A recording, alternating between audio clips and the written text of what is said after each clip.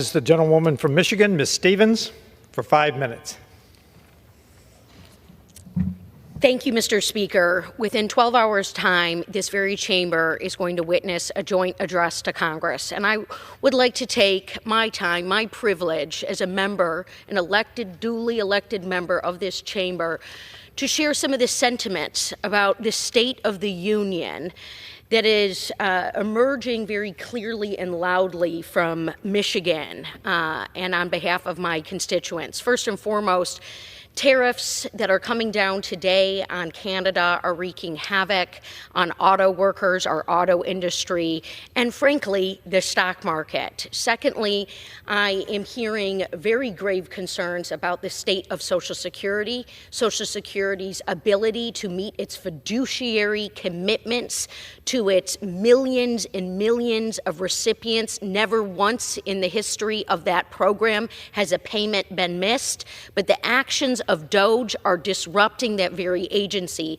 There's also very palpable fear from my constituents, veterans who are 100% disabled, who are concerned and fearful that they may or may not be able to continue to receive their medical care. This is a serious and profound moment. This is a self-inflicted crisis. I did serve this nation during a time of real economic crisis, during the Great Recession in the administration of Barack Obama, when I was in the Treasury Department working to save General Motors and Chrysler and millions of American automotive jobs as the companies were staring liquidation in the face.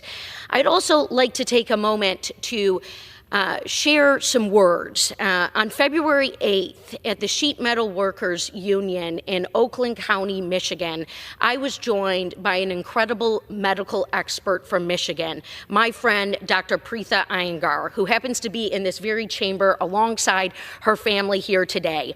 And she read these words, which I would like to share and read on her behalf, on the behalf of the American people in this chamber. Dr. Iyengar shared, "I am a pediatrician and an epidemiologist. After residency, I trained for 2 years at the CDC and then worked in Washington, D.C. at an NGO and at the D.C. Health Department."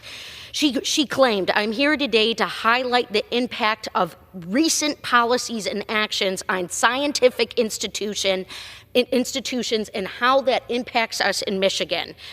She said, "Our scientific institutions are being attacked from many angles," but she wanted to highlight 3 areas: the spreading of misinformation, the purging of experts, and the destruction of scientific institutions and the destruction of critical infrastructure.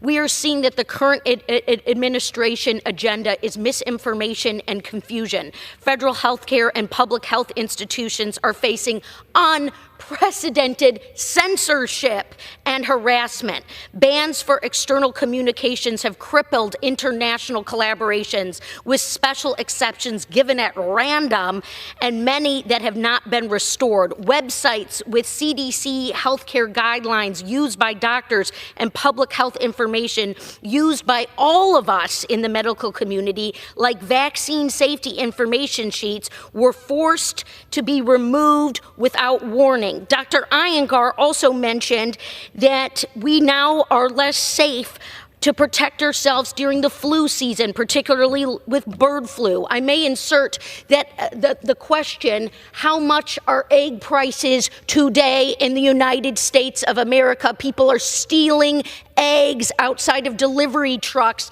and engaging in fights in supermarkets across this country. This is the United States of America, and we need an egg price plan.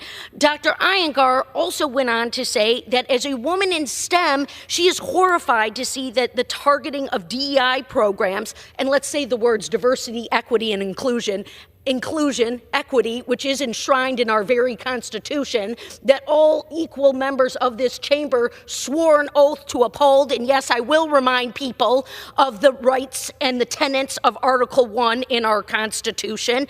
So Dr. Iyengar says she's horrified by the cuts to diversity, equity, and inclusion as a woman in STEM. And frankly, as the leader of the Women in STEM caucus, I founded this caucus bipartisan with 4 members of this chamber. 2 Republicans, 2 Democrats, and we're so eager. Yes, it is Women's History Month, and we would like to do some things for women in STEM to meet the workforce challenges and needs of this great nation. And of course, I cannot, at this present time, tragically get a Republican member of Congress to join in the Women in STEM caucus for this term. It looks like I'm out of time, Mr. Speaker, and I yield back. The chair reminds members that the rules do not allow references to persons